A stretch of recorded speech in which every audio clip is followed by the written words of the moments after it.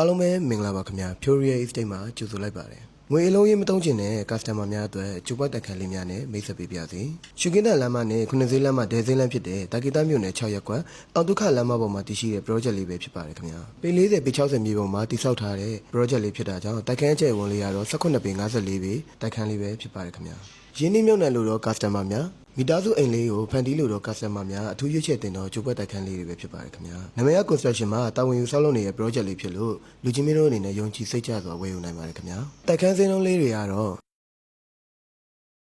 ဝယ်ယူထားတဲ့ကျုပ်ပတ်တိုက်ခန်းလေးတွေမို့လို့လူချင်းမင်းတို့ကိုယ်တိုင် project location လေးကိုလာရောက်လေ့လာရန်ဖိတ်ခေါ်ပါတယ်ခင်ဗျာ project လေးကိုစိတ်ဝင်စားလို့ဆက်သွယ်စုံစမ်းခြင်းနဲ့ဆိုရင်တော့ဖုန်းနံပါတ်3988093344 3999999963ကိုဆက်သွယ်ရအလုံးစုံစုံစမ်းမေးမြန်းနိုင်ပါတယ်ခင်ဗျာအားလုံးပဲကျေးဇူးတင်ပါတယ်ခင်ဗျာ